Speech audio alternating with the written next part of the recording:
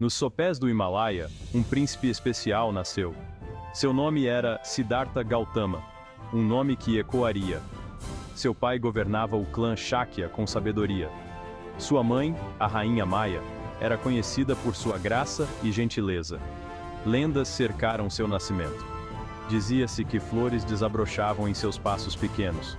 Um homem sábio profetizou que Siddhartha seria um grande rei ou um grande líder espiritual. Os anos se passaram e Siddhartha se tornou um jovem nobre, crescendo em meio ao luxo e à opulência do palácio. Ele se destacava em seus estudos, mostrando uma inteligência e curiosidade notáveis desde cedo. Além disso, ele dominou as artes marciais, tornando-se um guerreiro habilidoso e respeitado. Ele se casou com uma linda princesa, Yasodhara, em uma cerimônia grandiosa que uniu duas famílias nobres. Juntos, eles deram as boas-vindas ao mundo a um filho, Rahula. A vida parecia perfeita e completa. Siddhartha tinha tudo o que poderia desejar: riqueza, poder e uma família amorosa. No entanto, uma sensação incômoda permanecia em seu coração. Uma inquietação que ele não conseguia ignorar. Era uma sensação de que algo estava faltando, uma lacuna que nem todo o luxo podia preencher. Apesar de sua vida privilegiada, Siddhartha não conseguia ignorar o mundo fora dos muros do palácio, um mundo que ele mal conhecia. Ele se aventurava em passeios de carruagem, acompanhado por seu fiel cocheiro Channa, buscando entender mais sobre a vida além do palácio. Nessas viagens, ele começou a testemunhar as realidades da vida que nunca tinha visto antes, as dificuldades e sofrimentos das pessoas comuns. Ele ansiava por entender a experiência humana em sua totalidade, sentindo que sua jornada estava apenas começando. Nesses passeios de carruagem, Siddhartha encontrou 4 visões que mudariam sua vida para sempre. Primeiro, ele viu um velho frágil, seu corpo curvado pela idade. Então, ele viu um homem doente, devastado pela dor e febre. Em seguida, ele se deparou com um cortejo fúnebre, lamentando a perda de um ente querido. Finalmente, ele encontrou um asceta errante, seu rosto sereno e composto. Essas visões abalaram Siddhartha profundamente. Ele percebeu que o sofrimento fazia parte da vida. Ele viu que a velhice, a doença e a morte eram inevitáveis. O asceta, no entanto, ofereceu um vislumbre de esperança. Ele representava um caminho além do sofrimento, um caminho de busca espiritual. As 4 visões acenderam um fogo no coração de Siddhartha. Ele não podia mais ignorar o sofrimento do mundo. Ele não podia mais viver no luxo enquanto outros lutavam. Ele decidiu encontrar uma maneira de acabar com o sofrimento, para si mesmo e para todos os seres. Ele decidiu renunciar à sua vida principesca e buscar a iluminação. Certa noite, Siddhartha deixou o palácio. Ele deixou para trás sua esposa, seu filho recém-nascido e sua vida de conforto. Ele trocou suas roupas finas por vestes simples. Ele raspou a cabeça e embarcou em uma jornada para buscar a verdade e a libertação.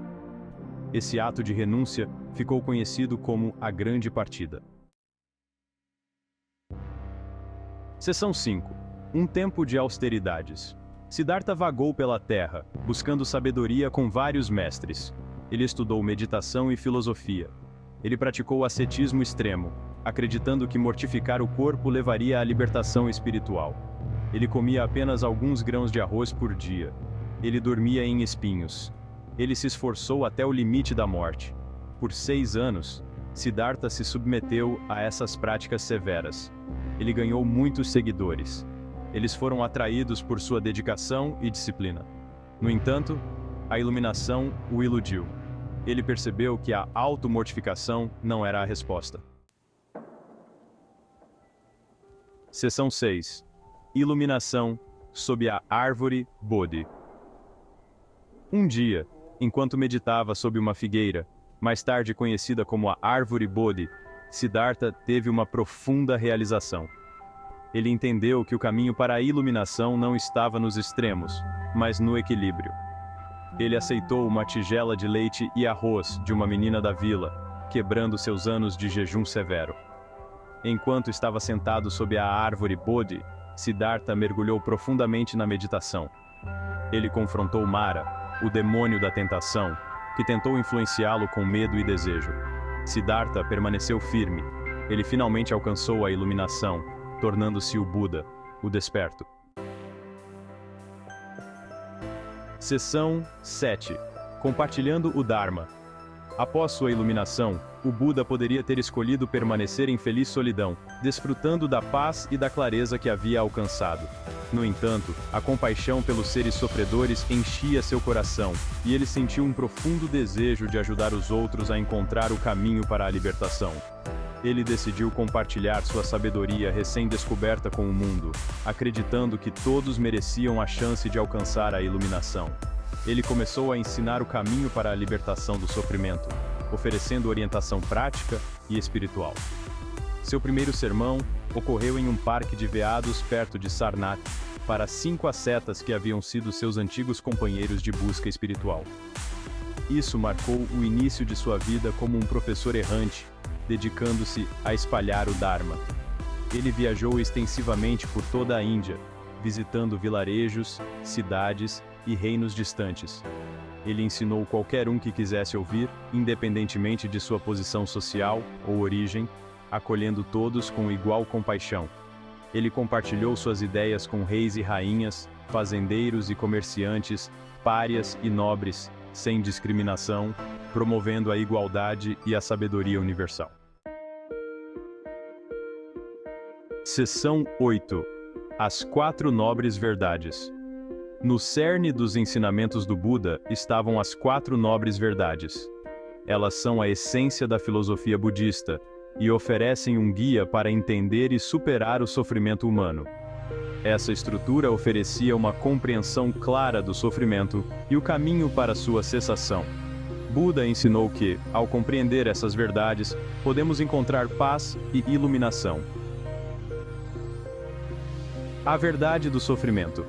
A vida inevitavelmente envolve sofrimento. Nascimento, envelhecimento, doença, morte e não conseguir o que queremos são todas as formas de sofrimento. Este sofrimento é uma parte intrínseca da existência humana, a verdade da causa do sofrimento. O sofrimento surge do apego, do desejo incessante por coisas materiais e emocionais, aversão e ignorância. Esses elementos nos mantêm presos em um ciclo interminável de dor e insatisfação. Nosso desejo por prazer e nossa aversão à dor nos mantém presos no ciclo do sofrimento. É um ciclo que parece impossível de quebrar sem entendimento e prática. A verdade da cessação do sofrimento. O sofrimento pode ser superado eliminando o apego, a aversão e a ignorância. Ao alcançar a cessação do sofrimento, atingimos um estado de paz e liberdade interior. A verdade do caminho para a cessação do sofrimento. O caminho para a libertação é o nobre caminho óctuplo. Este caminho oferece práticas e princípios que nos guiam para uma vida de sabedoria, ética e meditação. Seção 9. O nobre caminho óctuplo. O nobre caminho óctuplo oferece um guia prático para cultivar sabedoria, conduta ética e disciplina mental. Seguindo esse caminho, os indivíduos podem purificar suas mentes, desenvolver compaixão e discernimento, e, finalmente, alcançar a libertação do sofrimento. Compreensão correta. Pensamento correto. Fala correta. Ação correta. Meio de vida correto. Esforço correto.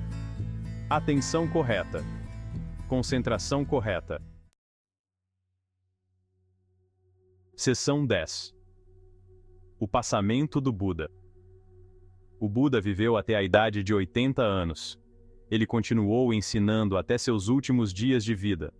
Suas palavras finais foram um lembrete para seus seguidores. Todas as coisas condicionadas são impermanentes. Esforcem-se com diligência. Com isso, ele faleceu pacificamente, entrando no Parinirvana, a cessação final do sofrimento e do renascimento.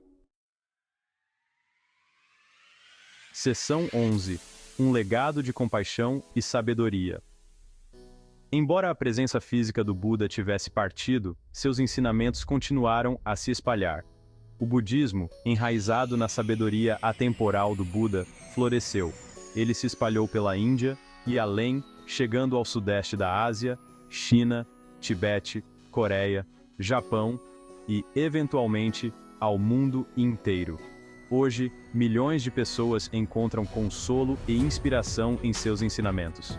O legado do Buda é uma prova do poder da compaixão, sabedoria e do potencial para a transformação humana.